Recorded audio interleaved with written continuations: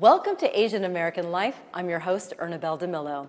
In this episode, we take a look at Asian Americans making headlines in social justice, cultural affairs, and arts and entertainment. And speaking of art, one exhibit that everyone's talking about is Paper Revelation here at the Sylvia Wald Po Kim Art Gallery. Here's more. Hanji is a Korean traditional handmade paper produced from the bark of mulberry trees. They used for thousands of years in daily life for art, calligraphy, doors, windows. It's a very environmentally friendly process. Serpam is a pioneer of Hanji art, and he painting without a brush. He using paper. Jungmin also used same common Korean Hanji, and he used discarded Hanji with calligraphy on it and an ink painting on it, and then he scroll, cutting, and then make a three-dimensional composition.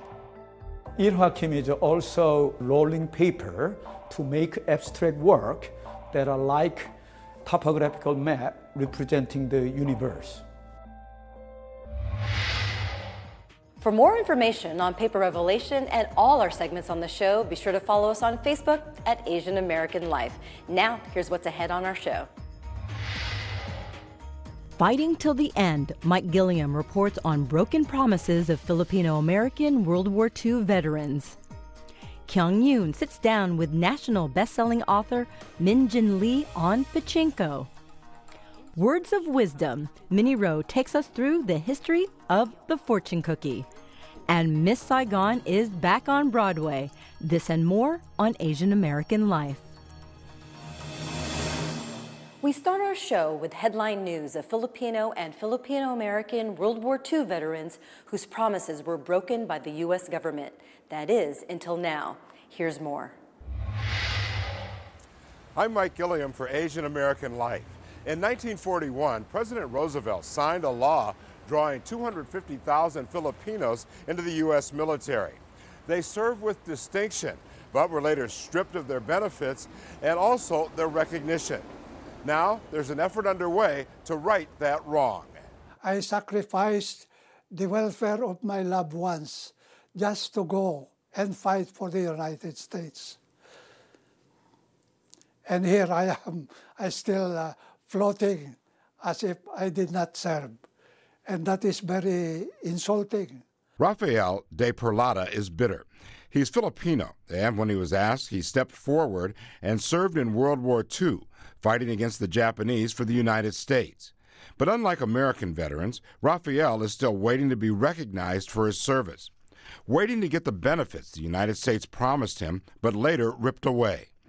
Ben de Guzman is a committee member for the Filipino Veterans Recognition and Education Project, the organization trying to restore dignity and benefits to Filipino vets. As the Philippines kind of began entering the war, in the Pacific Theater against Japan, shoulder to shoulder with U.S. Army forces, I think they began to get involved in some of the bloodiest battles anywhere. Manila was the second most bombed city in the war after Warsaw. So the Philippines, the Filipino soldiers, really knew what was on the line, were fighting both on their own homeland as well as for the U.S. Rafael, who served as a medic but would go on to become a lawyer and judge, says he lost friends in the war and nearly died himself, but is alive only because he was unable to wake up and join a platoon at 4 a.m. one morning before they headed to the front line.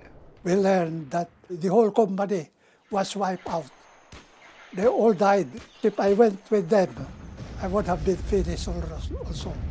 Not one of them came back, and their names are engraved in the wall at that Camp Spencer. Before they went to war, the United States made important promises to the Filipino soldiers. One was, we will treat you like we treat all of our soldiers, right? In terms of being treated as a proper soldier after the war with respect to veterans benefits and that sort of thing. And then, the promise of U.S. citizenship. But that all changed in 1946. In February of 1946, the Congress passed 2 rescission acts. They were essentially budget rescission acts, which in essence took away those 2 promises, and then it prevented them from getting citizenship. Ben says the rescission decision was one of the most overlooked policy mistakes ever made by the United States government. For anyone to have worn the uniform and to have that service, discounted is one of the most personal slaps in the face that you could imagine. Only Filipinos were singled out. 66 other countries, their veterans would go on to receive financial support and benefits from the U.S. government. And the Philippines was the only country whose soldiers were proactively denied their status as U.S. veterans. When it was time to collect, veterans seeking benefits they were promised were turned away. People that we know who were at the U.S. Department of Veterans Affairs, it was their job to put the red stamp on the veterans' claims that the Filipino veterans would file. In my case, I was denied because the supervisor of the National Personal Record Center falsified a certification that I do not have any record nor evidence to show that I am a World War II veteran and that I serve under the Philippine Army of the Commonwealth Government. Raphael showed us his documents. Meanwhile, Ben says they've been fighting to correct problems like Raphael's for 70 years. In 1990, they were able to get citizenship. So that's actually when you began to see veterans come to the U.S. in larger numbers. They were also able to get other things like access to the VA clinics and something some found bittersweet, burial benefits. I'm always struck by something that one of the veterans told me once. They'll pay for us to die, but they won't pay for us to live. In 2009, they managed to get some compensation for them through the Filipino Veterans Equity Compensation Fund, which was signed into law by President Barack Obama and supported by a number of lawmakers on Capitol Hill. Through the efforts of people like Senator Daniel Inouye, rest in peace, Senator Daniel Akaka from Hawaii, then Congressman Bob Filner, Leader Nancy Pelosi at that time, they really led the charge to create the compensation fund. The benefit? $9,000 for vets living in the Philippines, $15,000 for those in the U.S. Life was tough for many of the vets. Those staying in the Philippines received a small pension from that government. Those coming to the States also had a difficult road. They had the issues brought on by battle. Many of them face some of the traumas that one faces after the war, particularly when it's in your own backyard, PTSD that people suffered that wasn't properly diagnosed or understood at the time. Many people never got to tell their stories because of that. And so I think we have a lot of history that still needs to be unearthed. You see these veterans living lives of quiet desperation because the U.S. government turned its back on them. That's one reason Ben is so involved. It is a very clear instance of inequity. I've always had a very sort of sharpened sense of fair play. The most recent victory for the Filipino vets came in December. On December 14th of this past year, President Obama, as one of his final acts, signed into law the Filipino Veterans of World War II Congressional Gold Medal Act. And so we always kind of link our fortunes with the veterans to President Obama's tenure in office. We started out with him with the compensation fund, and one of the last things he was able to do before he left was to sign the Congressional Gold Medal into law. But with the Filipino World War II vets all in their 90s, there's a real urgency. It's an honor of all of the veterans that we've worked with over the years that we feel the urgency to make sure that the Congressional Gold Medal that we just passed will kind of move forward and get into their hands before any more of them, pass away. In the meantime, the Congressional Medal is being created, and supporters hope that it can be presented to deserving vets at a ceremony in the coming months. I'm Mike Gilliam for Asian American Life. I'm Kyung Yoon with the Korean-American author Min Jin Lee, whose new book, Pachinko, tells the story of 4 generations of a Korean family in Japan. Min Jin Lee says it's taken her nearly 3 decades to write and rewrite her latest novel. She got the inspiration in 1989 when she was in college. I was a history major, and I attended a lecture where an American missionary talked about the history of the Koreans in Japan. Lee says she was shocked to learn about the deep-rooted discrimination and hostility faced by ethnic Koreans in Japan. And there was one part of the missionary's story that she never forgot. And they told us this one story of a little boy who was 13 years old who climbed up to his apartment building and then he jumped to his death. And his parents were absolutely devastated, and they went through his things to try to figure out a clue as to why would their son do such a horrible thing when they didn't see any signs. They found his middle school yearbook in which his classmates who were Japanese had written, "Go back to where you belong, you smell like kimchi and garlic," and they wrote the words die, die, die. What's important to recognize, besides the fact that it's a horrible, sad thing that these children had written about this little boy who ended up dying, is that the boy was born in Japan, his parents were born in Japan, and his only crime for being hated was that he was ethnically Korean. That was such a contrary experience to what I had that I was very, very surprised. And I think when I was 19, I couldn't have articulated why it upset me so much, but it did upset me, and that feeling stayed with me for a really long time. Min Jin Lee was born in Korea and immigrated to New York with her family when she was 7 years old. Her best-selling debut novel, Free Food for Millionaires, was set in a world of Korean immigrants in Queens and New York City. My parents came in 1976, initially ran a newspaper stand, and then they had another job afterwards where they owned a small wholesale jewelry business in what is now Koreatown on 30th and Broadway. That was a very, very tough job where it was an underheated store, and I used to work there on the weekends as well as on all my school breaks.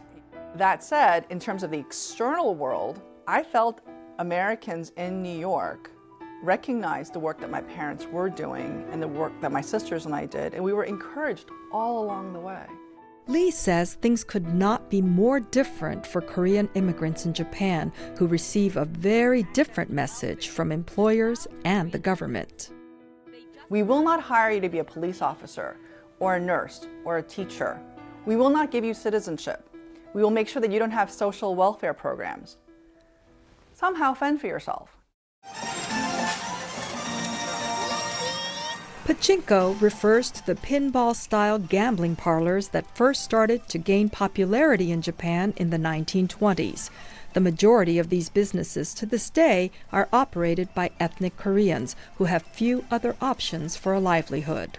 Lee says she had the chance to interview Korean Japanese people in the business after she moved to Japan in 2007 with her husband and son. I did dozens and dozens of interviews, and I realized, oh, they're not victims at all. This oppressed minority, they're actually fighters and survivors, and they're people of enormous faith. And I thought, oh, I have to rewrite the entire thing. That was very depressing. And then so I put the initial manuscript that I had done in 2003 aside, and I started all over again in 2007, and then it's published 2017. How significant is it for you that it was released in 2017 in a post-election America? Everybody keeps talking about the timeliness of this book because it deals with immigration and discrimination and how people are unwanted. Because essentially the Korean Japanese haven't been wanted for 100 years. And they've always been made to feel marginal. And it is the resilience of immigrant families, their struggles, their heartbreaks, their triumphs, and their search for belonging that are recurring themes in Min Jin Lee's writings. Sunja watched them walk away, and when they're out of earshot, Sunja cried out, "Kimchi! Kimchi! Delicious kimchi! Oishii desu! Oishii desu!" And the sound of her own voice felt familiar. Not because it was her own voice, but because it reminded her of all the times she had gone to the market as a girl. First with her father, and later by herself as a young woman, and then as a lover yearning for the gaze of her beloved. And the chorus of women hawking had always been with her, and now she joined them. Pachinko has received widespread acclaim since it was published in February, including being selected as a top 10 book of the month for Amazon, a New York Times Editor's Choice, and an American Booksellers Association's Indie Next Great Reads. Min Jin Lee's next book will be the last of a trilogy, as she sees it, exploring the lives of Koreans around the world. I'm Kyung Yoon for Asian American Life. I'm Minnie Roh. A Chinese meal without a fortune cookie at the end is like, well, beef and broccoli without the rice, meat without potatoes. But for those of you who think a fortune cookie is, well, just a cookie, you'll be surprised to learn that there's a fascinating history behind both the cookie and the fortune inside. No Chinese meal is complete without the satisfying crunch of that iconic yellow cookie and the nuggets of wisdom inside. You smile brings happiness to everyone you meet. You may attend a party where strange customs prevail. And if you've eaten in almost any Chinese restaurant in the United States, you've probably received a fortune or two, written by Donald Lau, who until recently was the chief fortune cookie writer of Wonton Food Inc., based in Brooklyn, New York. After 40 years of churning out one-liners such as, "What makes people feel better? Forget med school, go into comedy instead," he's finally hanging up his hat. No more fortunes, no interviews either. His successor, James Wong, sheds a little light on why he's finally done after all these years. He's been having what writer's block. That's the simple way of putting it. He has not been as productive as he liked to be. Yes, writer's block. Wong says writing fortune cookies is harder than it looks. After so many years of writing, all these ideas that he had, it's been done, and it's hard to get new ideas for him. Our production has increased and our number of fortunes has not been keeping up. Wonton Food Inc. churns out close to 5 million cookies a day, and the company tries not to repeat the same sayings in too many batches. So they need a lot of fortunes, and preferably ones that are generic enough to appeal to a wide audience. We don't want to be that stereotypical Confucius says blah blah blah blah blah, because it's a lot of times it doesn't really work out very well. People doesn't really have that connection to the fortunes. People have come to expect inspiration tucked into that little cookie at the end of their Chinese meal.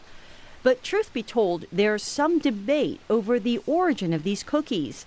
For the answer, we turn to the executive director of the Museum of Food and Drink, or MOFAD. Yeah, fortune cookies are something in the US that Americans look at and they say, oh, that's Chinese.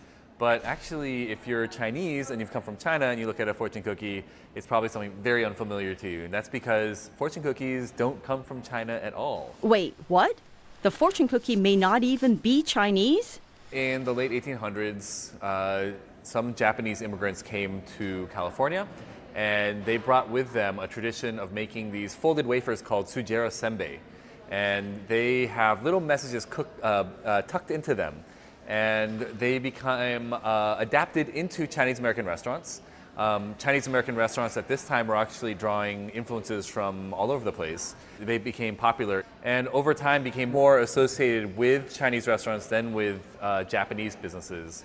The cookie's fortune as a purely Chinese-American icon was sealed following World War II, when the Japanese were sent to internment camps. Japanese Americans then lost their businesses and Chinese Americans took them over. And so that's really at the point at which it became known in the US as something entirely Chinese and not Japanese. So the cookie evolved from a Japanese wafer to a Chinese after-dinner treat. Kim says there's even a Korean influence, making the fortune cookie truly a pan-Asian culinary influence. The very first fully automated fortune cookie machine was invented by a Korean American in Massachusetts, a man named Young-Shik Lee. And so we actually worked with him to set up our fortune cookie machine exhibit here at the museum. The future of the fortune cookie now lies in Wong's hands. Writing fortunes is not his forte. His true job title is Vice President of Procurement and IT. But Wong is trying new things to keep the cookie fresh. So we've been playing around with the cookie itself for many years. So we're trying to develop different flavors. So we did vanilla, we did chocolate, strawberry, and we've been starting to play around with other flavors like matcha and sriracha chocolate, I think. And he's working hard at coming up with some of the same clever witticisms that his successor was known for. Inspiration comes at in any moment. It's like throughout my daily chores or whatever. So I try to jog it down whenever it comes. I'm definitely enjoying the process. I'm honored to have this role. And it's the fun role in the company. Everything else is just, work. Wonton Food came up with the idea of printing the lucky numbers that you see on these fortunes. People have actually won the lottery using those numbers, which Wong said is a big surprise to them as well. I'm Minnie Roh for Asian American Life. Miss Saigon is back on Broadway, but this time around it's an all-star Asian American cast, and I got a backstage pass. The starry-eyed romance between an American GI and a Vietnamese bar girl who fall in love right before the fall of Saigon is back on Broadway. And leading the cast is a young woman who is as determined as the character Kim she's playing. She may be young, but she's not stupid. She's not naive. She knows how to learn and take it, and she's gritty, and she's a beautiful tigress, I think. And I think people forget that. I think people think that she's really weak and vulnerable and pity me, I'm gonna cry all the time. She's not. She's a fighter. Eva Noblezada is making her Broadway debut with much fanfare. Playbill magazine dubbed her one of this season's Divas to Watch, a list that includes notable Broadway and Hollywood stars Patti LuPone, Glenn Close, and Bette Midler. I was very speechless, but it made me more excited to come to New York. The last time she was performing on a New York stage was when she was in high school, not too long ago. It was a performance that changed her life.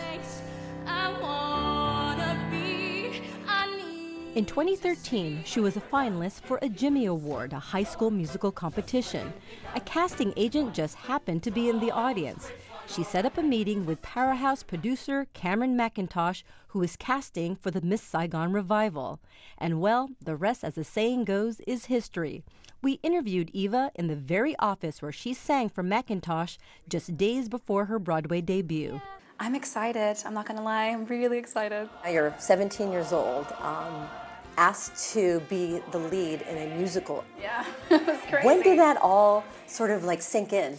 It didn't sink in officially until I kind of got home and was able to tell, of course, my mom and my dad. So at 17, Eva, who is of Filipino and Mexican descent, decided to drop out of high school. She packed up and moved to London, stepping into the role made famous by Lea Salonga. Miss Saigon propelled Salonga into international stardom. She was discovered in Manila and a relative unknown to American and British audiences. Salonga also received a Tony Award for her performance. And while Eva knows she has big shoes to fill, she has made this role her own. She wasn't even born when Miss Saigon premiered. It was nice to take my own spin on it and not only,